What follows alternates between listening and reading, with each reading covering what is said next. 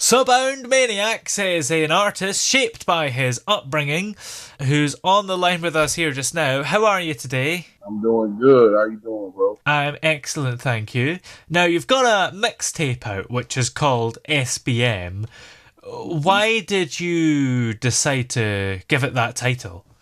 Well, SBM stands for straight about money. So, my lifestyle, my upbringing, that those acronyms is deeper than rap. So straight about money for me, that's just, me staying money motivated, not letting the distractions get in the way. I make a lot of pain music, so I put a lot of pain into that. Sometimes pain comes with when you stay money motivated because a lot of your friends they get distracted, and you can lose them to these streets. So straight about money is just a deeper than rap acronym. Well, I'm just providing my pain, and I'm showing, I'm giving you an insight of my life, because that's my life. Like I've been straight about money my whole life. Absolutely. Now, what songs from the mixtape are you the most proud of, and why do they stand out to you? So the songs I've been getting great feedback on. The first one is the intro, "Welcome to the Life," because it's like I'm welcoming them into my life. Feeling like Hmm. and they get a chance to like really see that, and they get that vibe from that song. So from the feedback I've been getting. Another song is called "Float Up." It's like a good vibe song, making you want to enjoy yourself and just good energy, good vibes. So I'm getting good feedback on that one. And another song is called "Run the Biddy." That's a good song. I've been getting good feedback on. That's is featuring G. Dot Savage, YD Zabo, and my bro who's no longer here. Rest in peace. His name is Damo, Subbound Damo. So that's a good song that's been getting a lot of good reviews. But for me, I love the whole mixtape. But those are songs I've been getting like good reactions from people that So I'm loving. Yeah. And can you tell us a little bit about the creative process on the mixtape? What was it that inspired the different tracks on it? Basically, like I said, me telling my story. Like on the mixtape, I got a song on there called Sub a Story, where I'm telling like I come from a neighborhood called Brown Sub in Miami, Florida. Where I'm just telling you my sub a story. Like everybody got their own story, but I'm giving my story. So I feel like this mixtape is telling, my story, and each song is just I crafted it to the point where I put the perfect amount of pain in it, or the perfect amount of joy in it, or the perfect amount of like let me make you dance in it, where everyone is able to enjoy it. If you don't like all the pain music, you can go, you can listen to more of the up tempo songs I have on the mixtape, things of that nature. But yeah, like basically, it was my life. Like that's what helped me craft this mixtape because it's like each song, from Summer Life Mentality to Summer Story to Run the Biddy to Hold On. It's like it leads into it's telling you a different story each track. So that's what really gave me that inspiration. Yeah. That motivation. Now, you grew up in Brown Sub, Miami. So, how Mm-hmm. did your upbringing there influence your music? Well, growing up in Brown Sub, Miami, Florida, like we like to call it our own little city because we don't act like no one else. Like we our own vibe, and that's why I named myself Soul Brown. That's like culture we was raised on. But basically, my upbringing in Brown Sub, it was really like we was raised. There was a bunch of us with, we didn't really have father figures, so the streets really raised us. So it was like all of us, we treated each other as like brothers. It was a lot of love and loyalty. So those were two things I live by, L's up, love and loyalty. Those are of two things that, we was raised on where we from. And, I mean, growing up, it was kind of tough because I lost a lot of friends that I grew up with. Like, I lost my best friend at 15 years old. Mm. So it's like that type of pain, you can either channel it into this music or you can do something negative. So, I chose to channel my pain into this music. But, I want everyone to understand like where I'm coming from. So yeah, Brown Sub is tough, but Miami build tough, we build tough individuals. So you gotta be tough to make it out of Miami. Absolutely.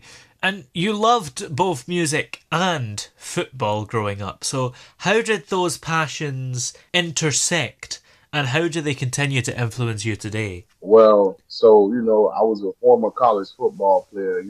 So that's something. I played high school ball, then I went to the collegiate level. Then I played like the JUCOs and things of that nature. So I blew my knee out playing football. Everybody knew I was good at football and everything of that nature. Coming out the hood, my big homie he like forced me. Like I wanted to stay on the streets, but my big homie, rest in peace, KV, he forced me to go to college. Like he was like, bro, you got this opportunity. They gave you a scholarship. You gotta go. So, me going to college, like, and being able to see something different outside of Miami, that gave me a different perspective when I was able to come back, and I met a lot of different people where my music is able to transition to California, transition over to the West Coast versus just staying down south in like Florida and Georgia and stuff like that. So, and then basically playing football, they got me more of my popularity. Then when I start making music, I just transitioned that popularity over to my music, and everybody that know me from playing football, they started just listening to my music, supporting me, former players I played with, some made it to the NFL, things of that nature. So, it was just a lot of love. And even to go even deeper, like last year, I just started coaching because I missed football. Like I love music, but football is like my number one, like my number, not I'll say my number one passion because like that's where I started at. But I started coaching last year at Miami Garden Ravens. And we went all the way to the Super Bowl. It was a wonderful experience. Like I was able to work with kids who I feel like come from areas like me, underprivileged areas, underdeserved areas, and things of that nature. And I was able to provide them opportunities that they probably wouldn't have had if I was Mm. not there. So and just stuff that I wish somebody would have did for me. Because when I was younger, I used to catch the bus to practice. They was able and fortunate enough to have me to come pick them up to practice and stuff like that. I wish I had that type of, when I was growing. Absolutely. Mhm. Now, who would you say are some of the artists or figures that influenced you when you were making music? So the artist that influenced me, the number one artist that influenced me is my cousin who passed away. He was a famous rapper from Savannah, Georgia named Camouflage. He basically he made a lot of great music back in the day. And when I was younger, I used to see his influence. Like he come around like the whole hood lining up just to get autographs and stuff like that. So, just seeing that influence when I was younger was like, that was amazing. So definitely him. Camouflage would be my number one inspiration. After him, I would say like growing up, I used to listen to a lot of Lil Wayne. So, I love Lil Wayne. He was a good inspiration for me. Another inspiration, a hometown inspiration. Shout out to that boy Iceberg. I growing up, I used to listen to a lot of Iceberg. So, he keep you grounded, like make sure you put that real in your music, like a lot of that, I get money, all of that, that's cool, but you gotta have that pain, you gotta Mm. have some real, something that people can relate to, and that's what I always took from bro. Bro always kept it real. Yeah, absolutely. And how do you actually incorporate those influences into your own unique sound? Well, I listen to them. I draw a lot of inspiration from them, but I always want to be original. Like, my sound is so original, to the point when people hear it, they're like, I've never really heard your sound before, so it's hard for me to compare you to any. So it's like I pride myself on that originality. Right now, Mm. the only person I'll say who come close to my type of sound is probably Fried. He's probably the only artist I say like come close to like the type of music I make and my sound that I have. And he's a great artist. So yeah. Excellent.